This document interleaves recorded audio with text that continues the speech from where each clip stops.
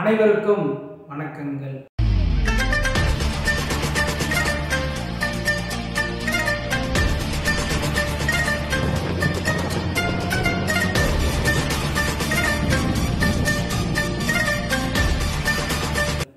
IPL என்ற காட்டுக்குள்ள ஒரு சிங்கம் தனி சிம்மாசனம் போட்டு அரசாங்கம் செஞ்சுட்டு வருது.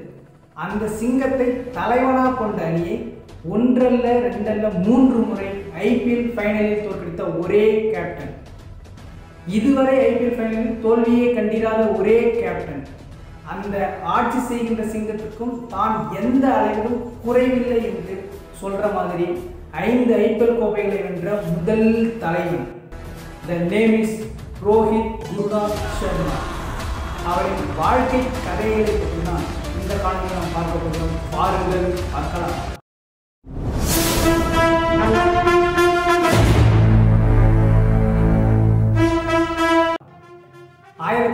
1987 ஏப்ரல் 30 நாக்பூரில் பன்சோத் என்ற ஊரில் ஒரு குழந்தை பிறகுது.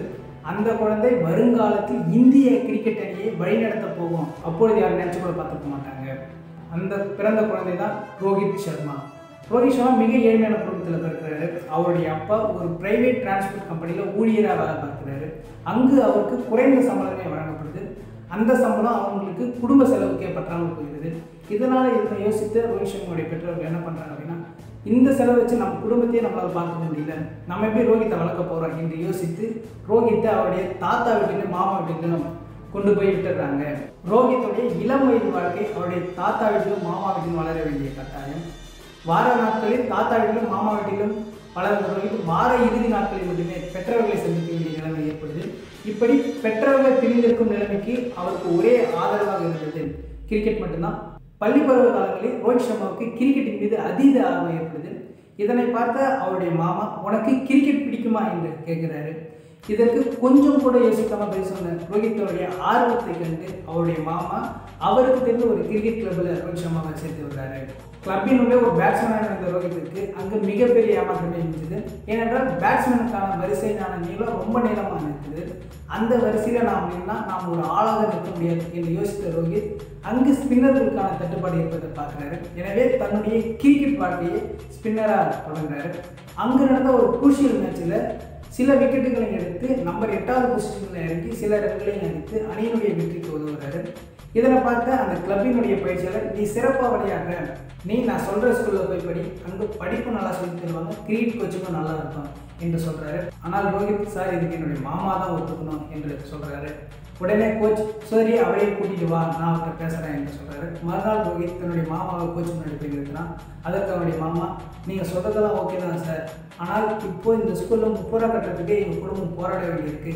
அந்த ஸ்கூலில் 270 ரூபாய் என்பது எங்கள் குடும்பத்தால் நிச்சயமாக முடியாது. ஆனால் நீங்கள் ஸ்காலர்ஷிப் மூலமா ஏதாவது ஏற்பாடு செய்ய முடியுமான்னு கேட்குறாரு. உடனே கோச் ரோஹித்துடைய திறமையை பார்த்து, இவனுக்காக நான் போய் அந்த பிரின்ஸிபால்கிட்ட பேசுகிறேன் என்று சொல்லிட்டு அந்த பிரின்ஸிபால்கிட்ட போய் ஸ்காலர்ஷிப்பை பற்றி பேசுகிறாரு. அந்த பிரின்ஸிபால், சார் நீங்கள் சொல்கிறதெல்லாம் சரிதான் சார், பட் ஆனால் அந்த பையனை கூட்டிகிட்டு வாங்க, நான் பார்த்துட்டு சொல்கிறேன் என்று சொல்கிறாரு. ஒரு சில நாட்கள் கழித்து அந்த கோச் பிரின்ஸிபாலிடம் ரோஹித்தை கொண்டு போய் நிறுத்துறாரு. ரோஹித்தை ஏற இறங்க பார்த்த பிரின்ஸிபால், இவனை எங்கள் பள்ளியில் சேர்த்துக்கொள்ள தயார் என்று உறுதியளிக்கிறாரு. இதனால் சந்தோஷம் அடைந்த ரோஹித்தும் அவனுடைய மாமாவும் ரோஹித்துடைய பழைய பள்ளியிலிருந்து டிசியை வாங்கிவிட்டு புதிய பள்ளியில் சேர்க்கிறாங்க. அந்த பள்ளியில் சேர்ந்த ரோஹித் கிரிக்கெட் கிளப்பிலையும் சேர்ந்து சிறப்பான ஆட்டத்தை வெளிப்படுத்துறாரு.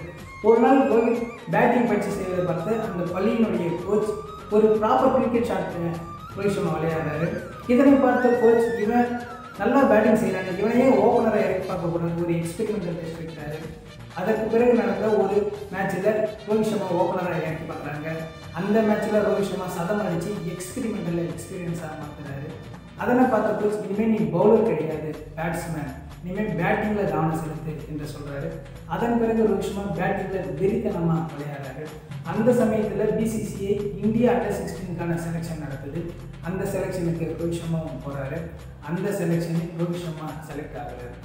இதனால் தன்னுடைய கரியர் இதோட முடிஞ்சு போச்சு என்று வருத்தப்படுறாரு ரோஹித் சர்மா. இப்படி சில தினங்கள் போயிட்டு இருக்க பிசிசிஐலிருந்து ஒரு அறிவிப்பு வருது.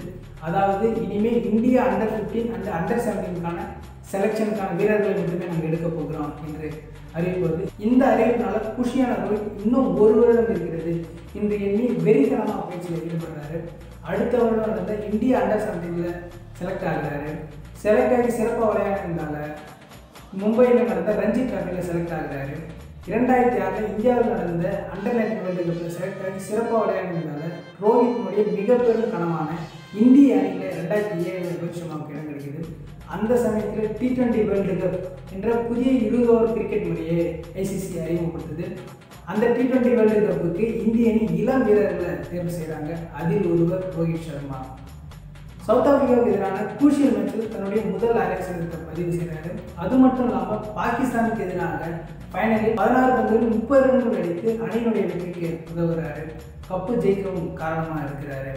அதற்கு அடுத்த வருடம் BCCI IPL என்ற புதிய லீகை இந்தியாவில் அறிமுகப்படுத்துகிறாங்க. அந்த லீக்கில் அணிகள் வீரர்களை ஏல முறையில் விலைக்கு வாங்குறாங்க. ரோஹித் சர்மாவை டெக்கான் சார்ஜர்ஸ் அணி விலைக்கு வாங்குது. அறிமுக சீசனிலேயே 400 ரன்களுக்கு மேலே ரோஹித் சர்மா IPL அடிக்கிறாரு. இதன் பிறகு தான் கதையே ஆரம்பிக்குது. அதன் பிறகு ரோஹித் சர்மாவுடைய கேம் சரியாக தொடங்குது. இதனால் இந்திய அணியில் ரோஹித் சர்மா வெளியேற்றப்படுறாரு. அதன் பிறகு நடந்த IPL தொடரில் KKR எதிரான போட்டியில் ஒரே ஓவரில் 21 ரன்கள் அடித்து மேட்சை ஜெயிச்சு கொடுக்குறாரு. ஆனால் இதுவும் ஒரே மேட்சில் முடிவாக முடியாது அல்லவா? அதன் பிறகு நடந்த ரஞ்சி கோப்பையில் ஒரே இன்னிங்ஸில் 300 ரன் அடிக்கிறாரு. அதன் பிறகு இந்திய அணி ரோஹித்தோடைய வீட்டு கதவை தட்டுது. அணியில் சேர்றாரு. ஆனால் விளையாடவில்லை. பங்களாதேஷுக்கு எதிரான 5 போட்டிகளில் ஒரு போட்டியில் கூட ரோஹித் சர்மா பிளேயிங் பண்ணல இல்லை. இதனால் வெறுப்படைந்த ரோஹித் இறைக்காக காத்திருக்கும் கொக்கு போல வாய்ப்புகளை காத்திருக்கிறாரு. அந்த சமயத்தில் சவுத் ஆப்பிரிக்காவுக்கு எதிரான டெஸ்ட்டில் செலக்ட் ஆகியிருந்த VVS லட்சுமண் அவர்களுக்கு இன்ஜுரி ஏற்படுது. அவருடைய ஸ்பாட்டுக்கு ரோஹித் சர்மா செலக்ட் ஆகிறாரு. இதனால் குஷி அடைந்த ரோஹித் ஏன் அப்படின்னா முதல் டெஸ்ட்டு இந்திய அணியில் சேர்ந்ததுன்னா இன்னொன்று தன்னுடைய முதல் டெஸ்ட்டு தன்னுடைய சொந்த மண்ணில் விளையாட போகிறோம் என்பதால் தான். முதல் டெஸ்ட்டு நாக்பூரில் நடக்குது. அந்த டெஸ்ட்டில் பயிற்சியில் ஈடுபட்ட போது ரோஹித் சர்மாவுக்கு எதிர்பாராத இடமா அடிபடுது. அந்த அடி சின்ன அடி தான் என்று நினைத்த ரோஹித்துக்கு அந்த அடி தான் பேரடியாகவும் மாறுது. அந்த சின்ன அடி தான் ரோஹித் சர்மாவை அந்த சீரீஸிலிருந்தே வெளியேறும்படியான நிலைமைக்கும் கொண்டு வருது. அதன் பிறகு 2011 உலகக்கோப்பைக்கு முன்னாடி தென்னாப்பிரிக்காவுக்கு எதிராக ஒரு சீரீஸ் நடைபெறுது. அந்த சீரீஸ் சிறப்பாக விளையாடுறவங்களுக்கு மட்டுமே உலகக்கோப்பை அணியில் இடம் கிடைப்பதாக அன்றைய செய்திகள் வெளியாகுது. அந்த சீரீஸில் ரோஹித் சர்மா செலக்ட் ஆகிறாரு. அதுவரை நம்பர் 4, நம்பர் 5 பொசிஷன்களில் விளையாடி கொண்டிருந்த ரோஹித்தை நம்ம தலை ஓப்பனிங் விளையாட என்று அனுப்பி வைக்கிறாரு. அந்த தொடரில் ரோஹித் சர்மா சுதப்பியதால் உலகக்கோப்பை அணியில் இடம் கிடைக்க முடியாமல் போகுது. அந்த வருடம் நம்ம தலைமையில் இந்திய அணி உலகக்கோப்பையும் ஜெயிக்கிறாங்க. அதன் பிறகு நடந்த IPL சிறப்பாக பர்ஃபார்ம் பண்ணியதாக கிடைக்கிற ஒரு சில இந்திய மேட்சுகளில் ரோஹித் சர்மா சொதப்பிடுறாரு. அதன் பிறகு 2013 சாம்பியன்ஸ் டிராஃபிக்கான செலக்ஷன் நடைபெறுது. அப்பொழுது BCCI இந்திய அணியை இளம் வீரர்களை கொண்டு தேர்வு செய்கிறாங்க. அதில் ஒருவர் ரோஹித் சர்மா. அந்த தொடரிலும் நம்ம தலை நீ ஓப்பனிங் விளையாடு என்று திரும்பவும் அனுப்பி வைக்கிறாரு.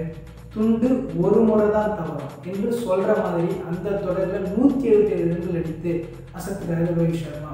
அதன் பிறகு சச்சினோட உதவியாளர் ரோஹித் சர்மா மும்பை அணிக்கு வர்றாரு. அந்த அணி கேப்டனாக அறிவிக்கப்பட்டு அந்த சீசனில் IPL கோப்பையை வென்றெடுக்கிறார்.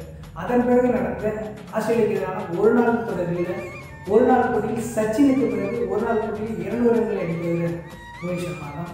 அதன் பிறகு ரோஹித் சர்மாவுடைய வளர்ச்சி என்பது இந்திய அணியில் அசாத்தியமானது. 3 முறை ஒரு நாள் தொடரில் 200 ரன்களை அடித்த ஒரே வீரர் ரோஹித் சர்மா மட்டும்தான். 2013, 15, 17, 19, 20 IPL கோப்பைகளை வென்றெடுத்த கேப்டன். 2015 உலகக்கோப்பையில் அணியில் வீரர். 2019 உலகக்கோப்பை இந்திய அணியில் துணை கேப்டன். 2023 உலகக்கோப்பை அணியில் இந்திய அணியின் கேப்டன் என்ற வளர்ச்சியோடு சிறந்த கேப்டன் என்ற வரிசையில் தோனி கோலிக்கு பிறகு ரோஹித் சர்மா இடம். ஒரு கேப்டன் எப்படி இருக்க வேண்டும் என்ற இலக்கணம் ரோஹித் சர்மா. இந்தியர்களால் மறக்க முடியாத நவம்பர் 19, 2023 இந்திய அணி தோற்றனார். ரோஹித்தினுடைய கண்ணீரை பார்த்தவர்களுடைய இதயம் நொறுங்கியது. தன்னுடன் பயணிக்கும் சக வீரர்களை பத்திரமாக பார்த்துக்கொள்ளும் தலைவன் ரோஹித். கப்புக்கே வழியில்லாமல் இருந்த அணியை 5 கோப்பைகளை வென்றெடுத்த முதல் கேப்டன். லாயலிட்டி என்பதை RCB அணியிடம் சென்னை அணியிடமிருந்து மும்பை இந்தியன்ஸ் கற்றுக்கொள்ள வேண்டும். வரும் T20 உலகக்கோப்பையில் ரோஹித்தினுடைய கை உலகக்கோப்பையை கவரும் என்ற நம்பிக்கையுடனும் ஆசையுடனும் விடைபெறுகிறேன். நன்றி, வணக்கம்.